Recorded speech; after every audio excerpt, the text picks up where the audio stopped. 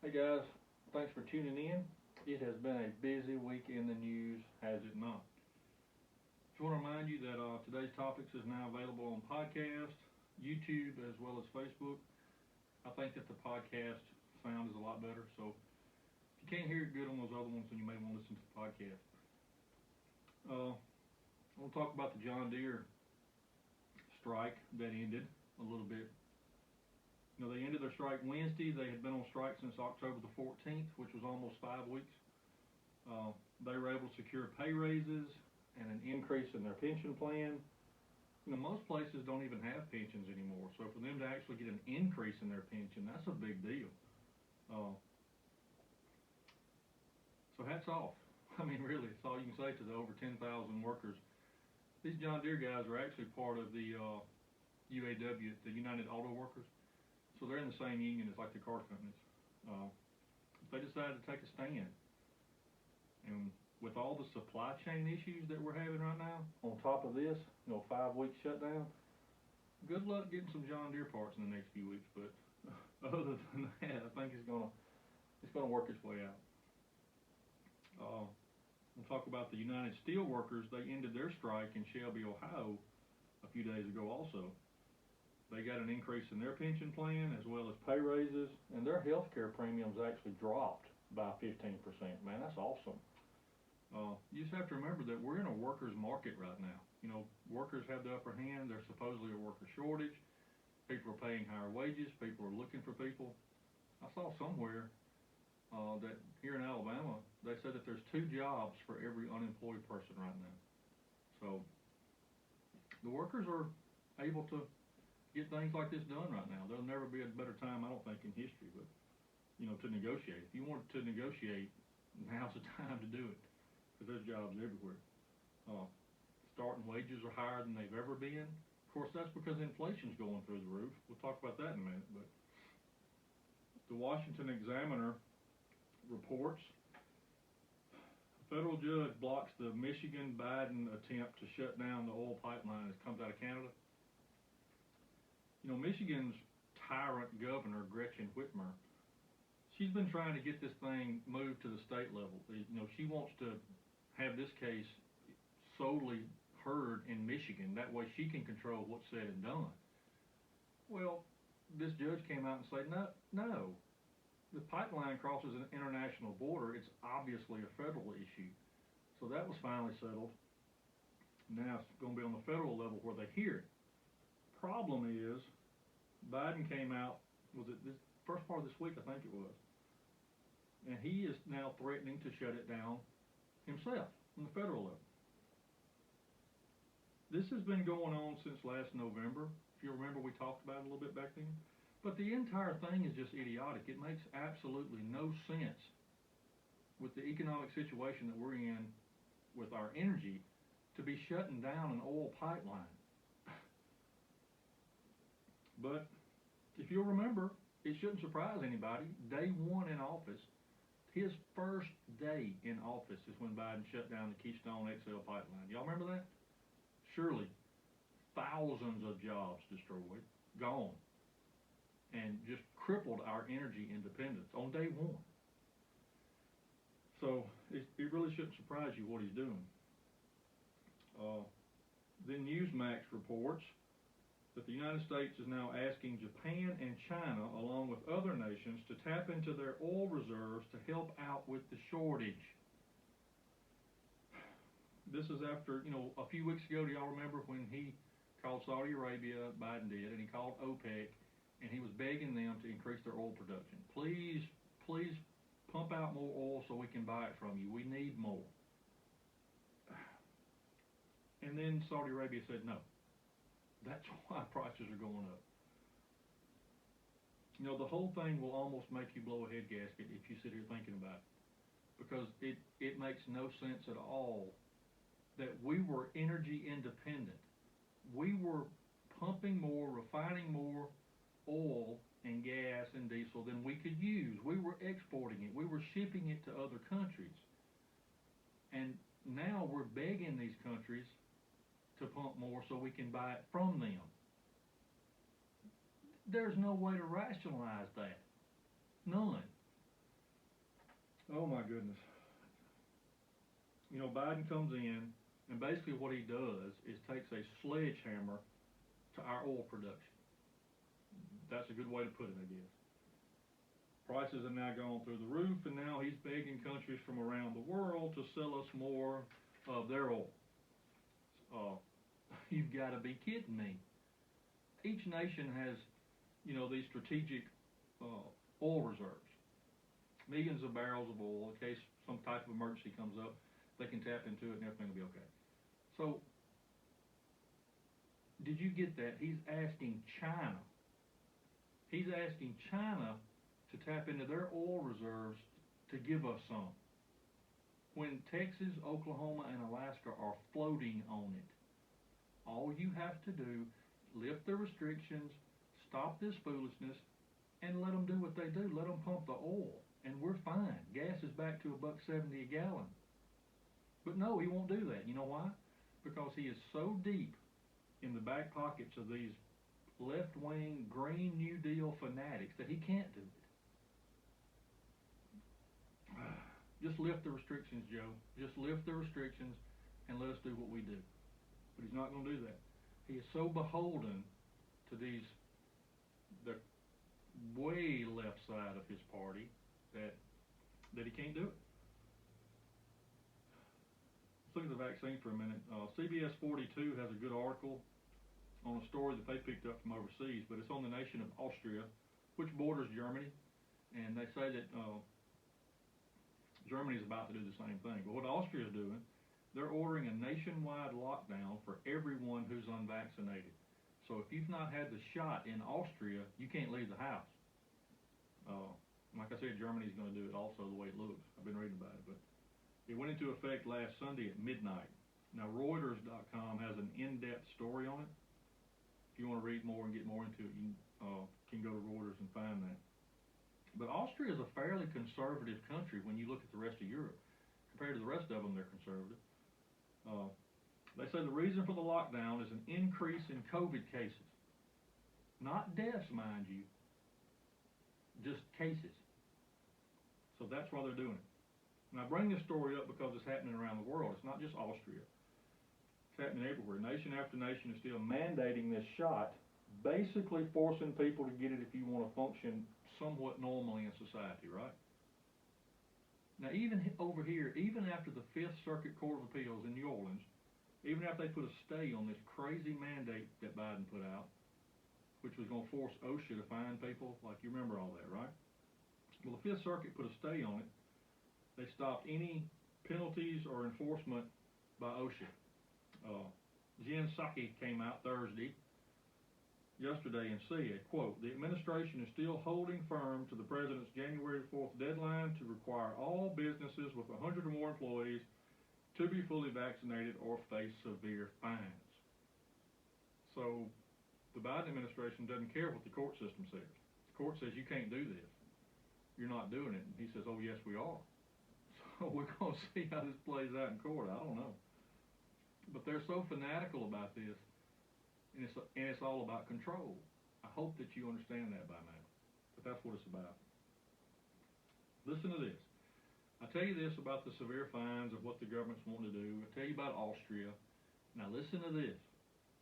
LifeSite News, if you want to look it up. LifeSite News. Now Gibraltar is the most vaccinated nation on earth.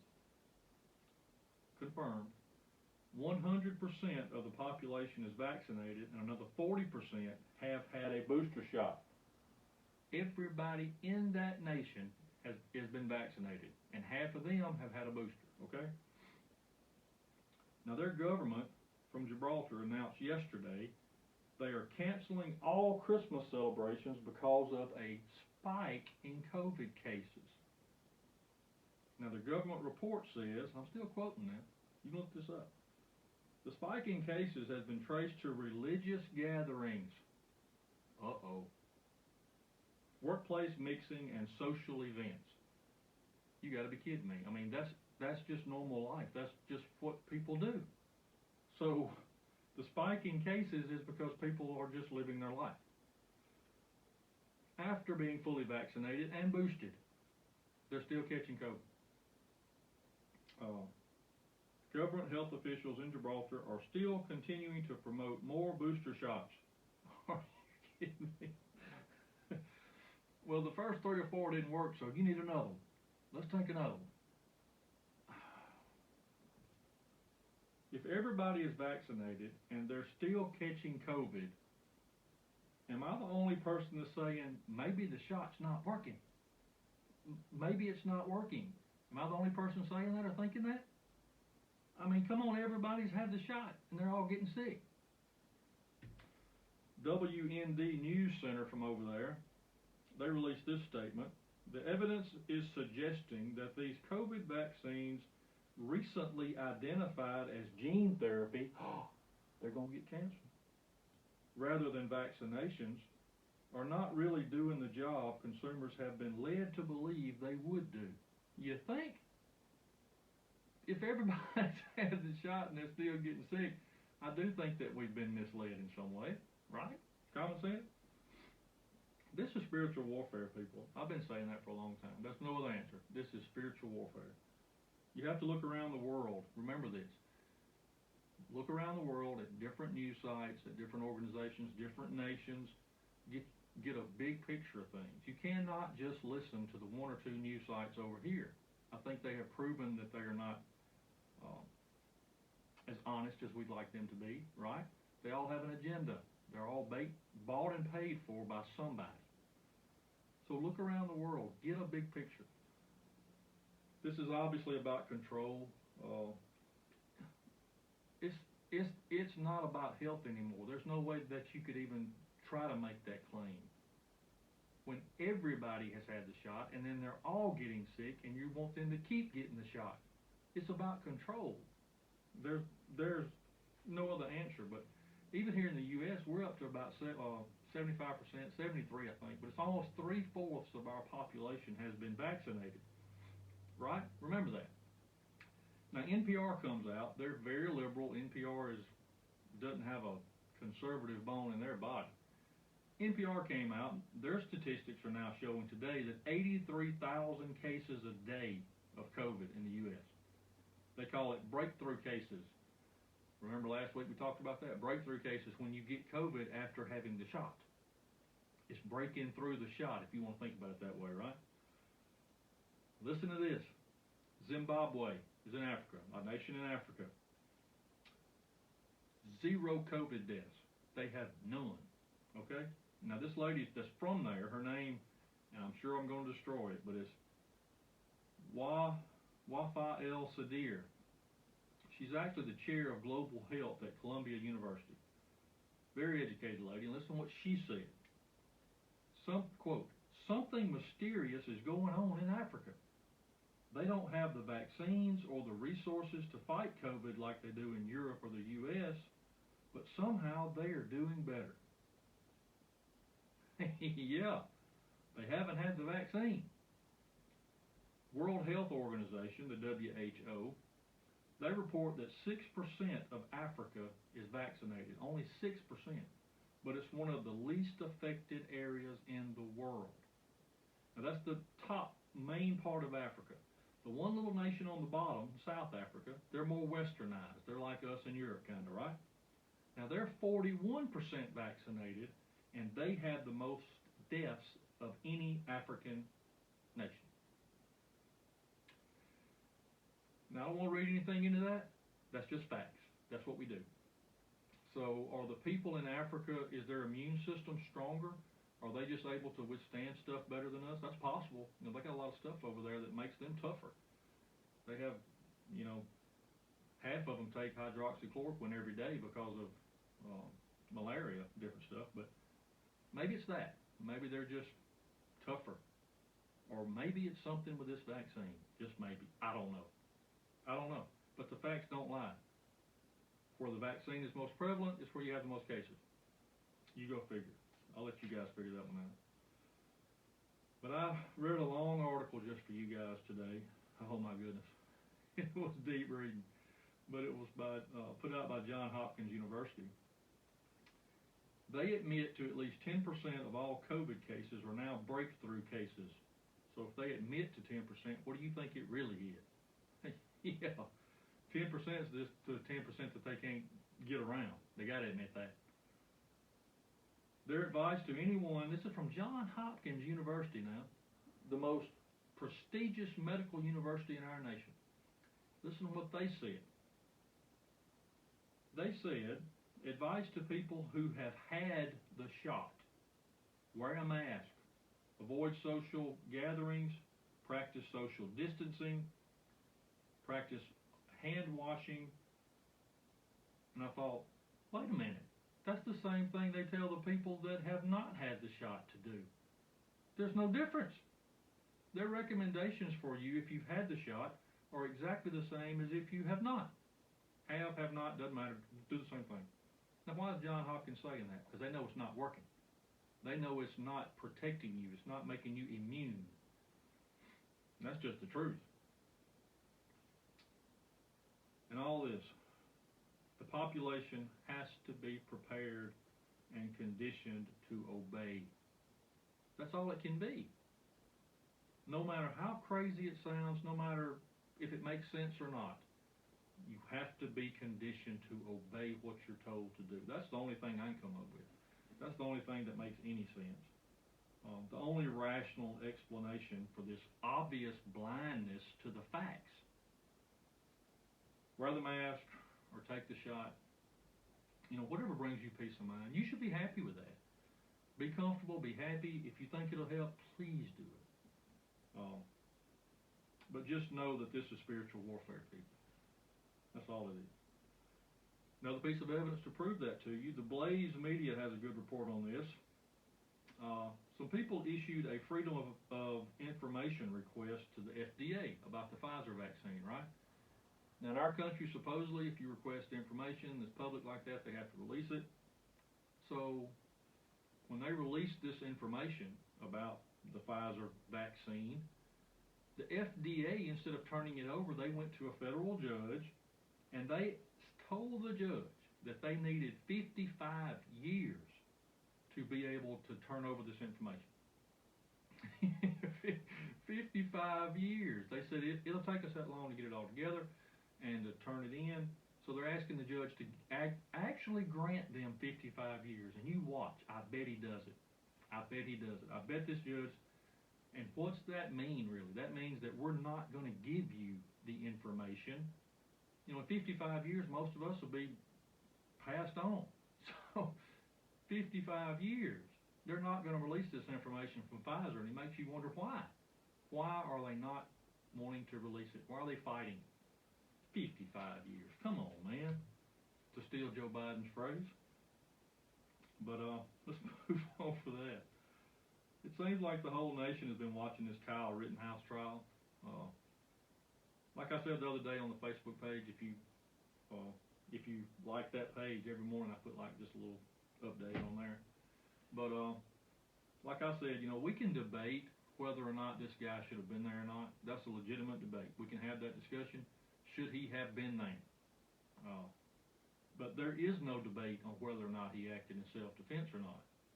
Period. If you saw the videos, one guy was bashing him in the head with a skateboard. This other guy's trying to kick him in the head. This other guy's running at him with a pistol. I mean, what would you have done? In that moment, I don't think there's any debate. It was self-defense. Like I said, I'm not justifying him being there. None of that. We're talking about in the moment what he did. There's no debate. It was self-defense. So why did the jury take 4 days to come up with this verdict? Normally when a jury does that, they all can't agree, and they're worried about repercussions from the public. And I think that's pretty obvious. They were just terrified of, what was going to happen. But if you remember the first couple of days, they were talking about this was racial. They said he was a racist. He was a white supremacist. Well, he shot 3 white guys. That shows you what the media is doing. They have a narrative that they want you to believe. I mean, how is he a racist if he's white and he shot 3 white guys? But that's what they were telling everybody. That's what they wanted you to believe. They wanted you to hate this guy. They wanted you to, in public opinion, they wanted you to find him guilty.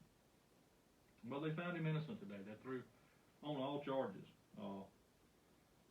Now, the threat of looting and rioting, I'm sure, is still there, and They've called in a lot of extra cops and National Guard and all that good stuff, so I don't know what's going to happen. Let's just pray for peace, and let's pray that these people don't do anything criminal. People on both sides are voicing their opinion, but let's just hope that no more violence comes from this. That's in all seriousness. Let's hope and pray for that. I haven't mentioned is it Ahmaud Arbery trial down in Georgia?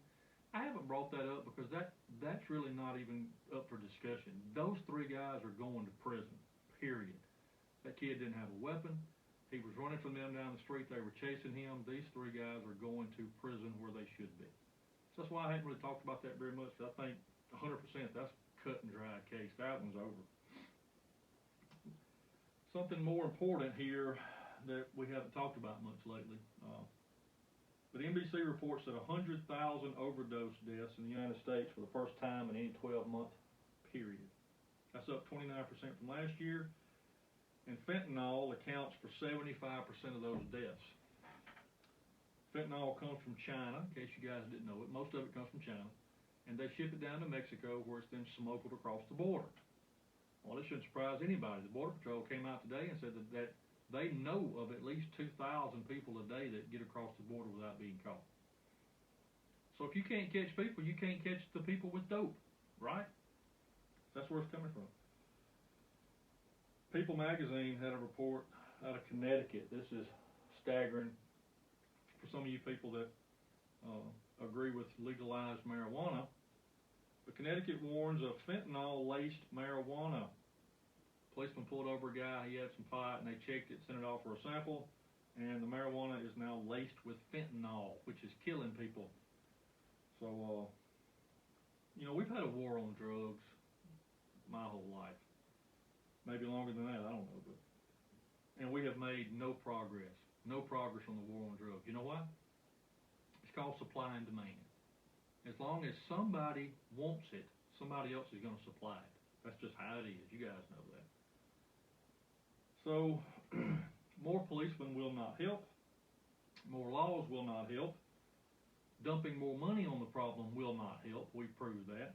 The only thing that will help is Jesus. And that's just the truth. If you have people that no longer want these drugs, then there'll be no reason to supply those drugs, right? Yeah. I think that we have to do a better job of helping bring people to Christ and revealing truth to them. Sometimes the only church that somebody's ever going to see is your life. Most people aren't going to go to church. They're not going to listen to Christian radio. They're not going to do that. So you are the only person that could reach these people. So we got to do a better job, folks. But the great physician can heal them. He can heal them. I think I got enough time to touch on this. I guess you saw where Congress passed the $2.4 trillion spending and climate bill, they called it. Well, it passed 220 to 213. Actually, one Democrat voted against it. But it now goes to the Senate, where it'll be a long, drawn-out discussion, them trying to pass it. It'll be a little bit harder to pass in the Senate, because they're 50-50. They're not like the House.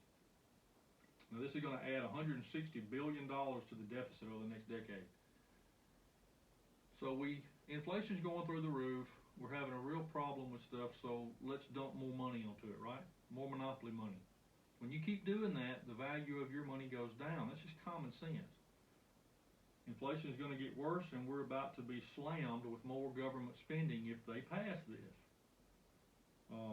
It's going to worsen the situation. That's just, I don't see how in the world it couldn't worsen it. Let me read you a quick verse. I'm going to read Psalm 147:3. Talk about Jesus. It said, He healeth the broken in heart, and He bindeth up their wounds. Yes, sir. Jesus is the answer for our world. He's the answer for our nation. He's the answer for us individuals. My prayer tonight is that you've given your heart to Jesus. If not, I encourage you to ask Christ to forgive you of your sins and come into your life as Lord and Savior. Then and only then can you experience true peace. I'm living proof of that. But I want to thank you guys for listening. Hope I gave you something to think about this weekend. Do some research, fact check me on this stuff. And y'all keep reading your Bibles and go to church Sunday. Thanks, guys.